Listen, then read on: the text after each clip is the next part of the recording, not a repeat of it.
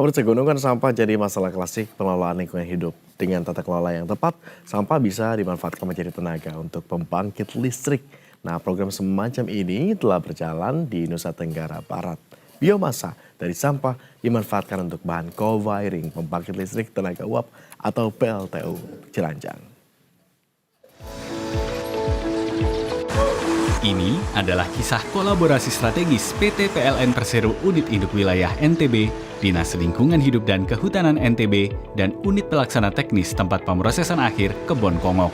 Ketiga entitas ini punya ambisi mewujudkan lingkungan yang lebih bersih dan berkelanjutan, sekaligus mendukung target bauran energi terbarukan nasional yang ambisius melalui program pemanfaatan biomasa sebagai bahan co-firing di pembangkit listrik tenaga uap PLTU Ciranjang, Nusa Tenggara Barat.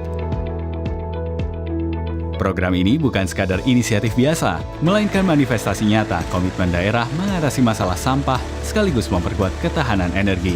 Dari tumpukan sampah yang tadinya hanya menjadi beban, kini muncul harapan baru. Sampah dapat digunakan sebagai bahan bakar alternatif yang ramah lingkungan melalui program bernama Ciranjang Olah Sampah Setempat atau JOS. Inisiatif sebenarnya dari PT PLN. PLN yang berinisiatif, kemudian dilakukanlah penelitian litbang. Dilakukan litbang di sini yang sebenarnya kalau JOS itu kan produknya sebenarnya RDF ya, refuse drive fuel. Nah, waktu itu memang dicoba mulai dari membuat RDF dan hasil litbangnya itu memang burner PLTU itu tidak bisa mengakomodir RDF yang bisa yang komposisi yang bisa di komposisi sampah yang bisa dihandle oleh burnernya PLTU itu adalah 95% sampah organik ya dari daun dan ranting khususnya, kemudian hanya 5% sampah organik. Jadi karena komposisinya seperti itu, jadi jatuhnya itu bukan RDF tapi SRF, solid recovered fuel. 2 tahun lamanya, tim peneliti melakukan berbagai uji coba untuk menemukan komposisi yang paling tepat dan dapat diterima oleh PLTU sejak program ini digagas pada awal 2020. Proses penelitian dan pengembangan ini krusial untuk memastikan biomasa yang dihasilkan memenuhi standar teknis PLTU, sekaligus menciptakan efisiensi yang optimal. Saat ini, TPA Kebon Kongok rata-rata mampu memproduksi 100 ton biomasa per bulan, sementara PLN membutuhkan biomasa sebanyak 5% dari keseluruhan bahan baku yang digunakan per hari untuk pembangkit listrik tenaga uapnya.